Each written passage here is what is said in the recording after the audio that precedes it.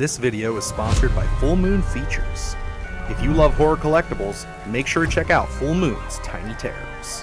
Stick around for more information at the end of the video, or go to the website in the link below. Good evening, campers, dreamers, and babysitters. And yes, we continue on with our Fantastic Fest coverage with another film that I'm sure none of you have heard of.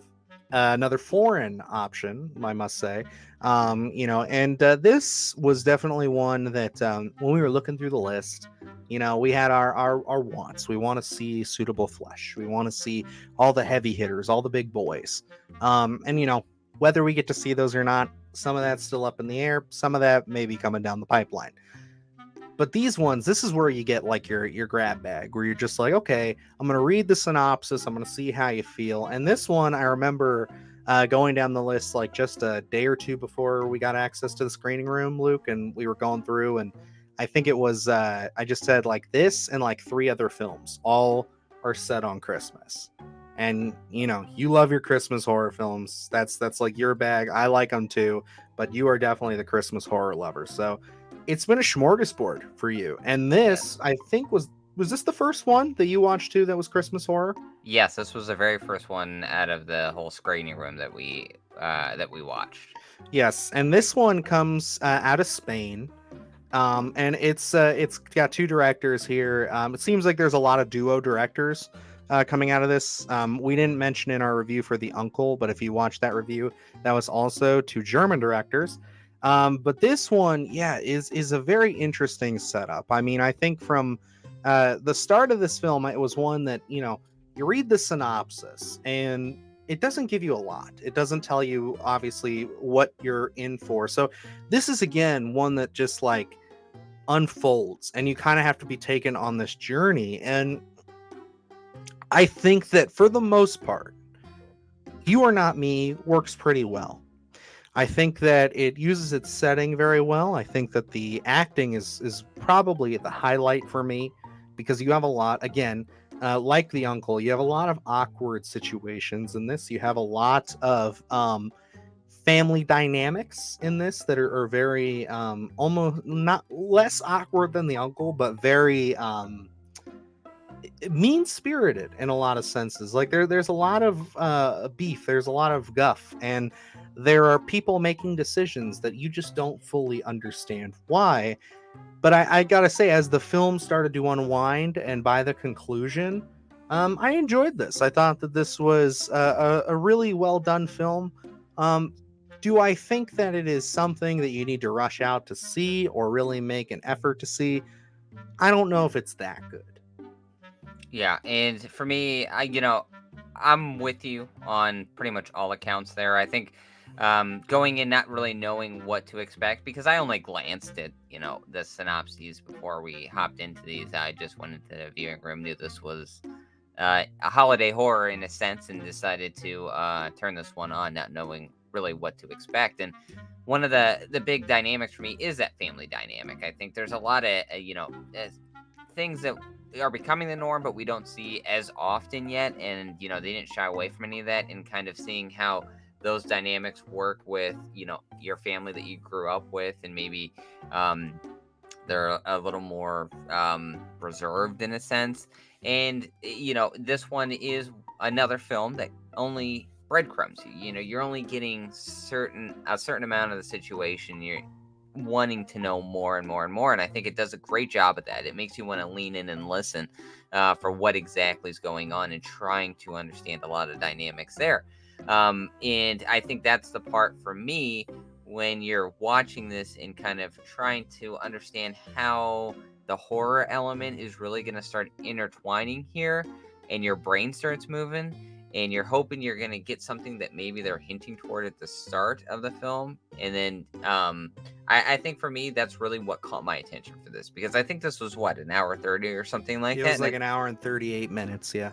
And, with these films that aren't hugely budgeted, I think you're going to spend a lot of time with characters conversing and sitting in a room and talking and understanding the dynamics. And this You Are Not Me is certainly one of those films where I think, sometimes maybe it does kind of get a little stagnant. Maybe some of the scenes run a little longer than they should, but overall, I think it does do a great job of moving along and facilitating the events.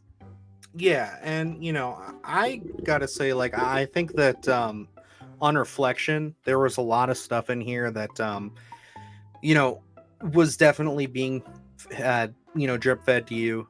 There's a lot of things with symbols, and there's a lot of times when especially as the film would go on, I started to notice when they would go into certain rooms, there was certain symbols that were a host to it. And I think that it was overall very smart how they integrated that, and how they had the kind of the family dynamic, because it opens and there's a phone call, so it makes you feel like things are very accepting, warm, inviting.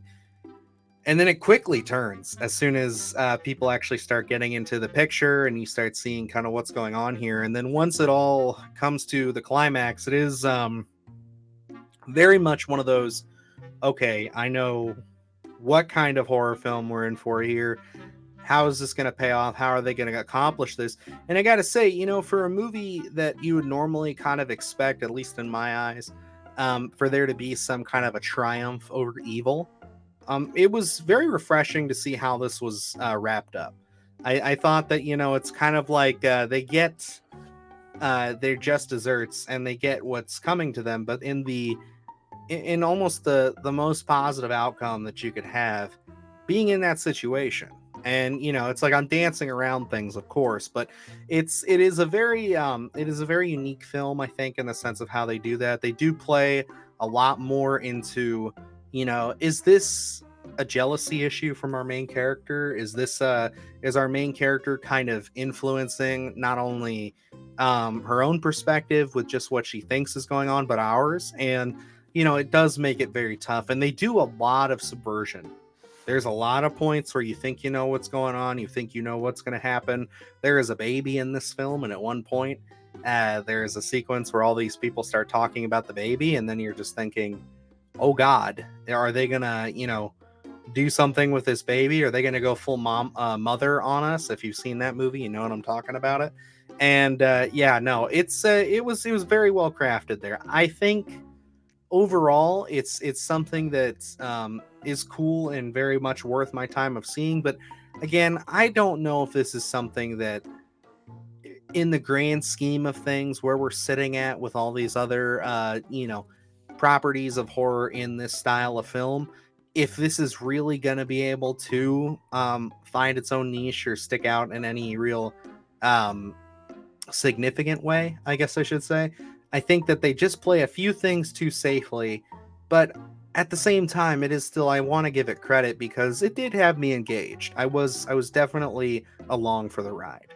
Yeah, and I was certainly engaged as well. I think, like, looking at this film, we're kind of being bombarded with a lot of different films right now, so it's hard for me to say if this one's going to stick out, because this certainly does have a lot of makings of a film that will stick in my head, thinking back, 4 or 5 months down the line, saying maybe I should revisit that, because I think this is a film that you see at one time, not knowing the dynamics, and then by the end of it you understand the entire situation and what you're in for. And then I think it would benefit on a rewatch to kind of start picking up on those little extra moments that maybe you're not even aware of or paying attention to on that initial viewing. So I am excited to kind of go back and revisit this one before Fantastic Fest is over with, while it's available to me, because I think it is certainly worth a rewatch there, because there's some certainly haunting imagery. As we're talking, Dylan mentioned there's a baby in this. One of our characters, Nadia, is in there in this film and there's a situation with the baby, and it's something that when you see it, and it's gonna stick with you. And not many films give me chills, but watching this scene unfold, I was sitting at my computer all by myself, just watching that scene unfold, and I legitimately got chills because it was so unsettling to me. And there are a few scenes in here that you do, they don't bombard you like something maybe like the uncle and that whole situation where it is completely unnerving, but they certainly get to a raw nerve, I think, in some instances with You Are Not Me. Definitely, and there is a lot of swine imagery in this Yes. too, especially if you want to talk about. And I'll just mention the two words together: Swine and the baby is kind of where my head was going with it, because there's a specific talking point about these pigs and everything, and it leaves your mind racing in the best possible way, where you can kind of just sit here and think, man, where is this going to end up? Like, what is the deal here? And then, in the end, again, it's one of those things. It's a very subtle, very visual kind of nod to confirm, like, this is what happened. And if you've been paying attention, then you'll totally get it. And it's one of those things where I actually really enjoyed that. It's again visual storytelling, visually telling you the story over just flat out saying it. And I think that they did a really great job there. And yeah, I think that this is definitely a fun one. Maybe it is a little bit of that. We've been watching so many movies in the festival circuit that it's tough for me to kind of sit here and call this one overly unique. But it is one of those things where I think that I enjoyed my time with You Are Not Me enough that I can recommend it. But again, I just don't think it has done anything to really sit here and get my full. You need to go and seek this one out. I think that if this pops up on streaming or is in a service somewhere down the road, and you're into, I guess we can kind of call it a very cult horror film, then you'll probably find some enjoyment here. Yeah, certainly. And us being in the States, this one's probably not going to be showing in a theatrical release in any sense. But if this does, I could easily see this popping up on a streaming service, especially a horror related streaming services. I definitely think, if that's the case, don't shy away from this being a foreign film. This is something that is, the subtitles, the translations, it works well. Nothing gets lost. Hmm. It's something that, as you're reading those subtitles, you almost forget them, I think, within 15 minutes because of the situation they're presenting and how intriguing the story is. So, yeah, if this does pop up on a streaming service in the next few months and you're just perusing on just wanting to find something, I think I would definitely give a high recommend for this one on there because I think it's definitely worth a watch. Again, I think it's going to sit with you. I think there's a lot of great storytelling here, and you may be able to pick out maybe what you're in for toward the end, but I think that's something where sometimes you're like an eye roll of, oh, I saw that coming, but sometimes you really want that to be the thing, and when it turns out, it's very gratifying, and especially the ending, because there's always a good versus evil. That's what we're against, but I think the triumph here is very intriguing because I think it gives you a different feeling.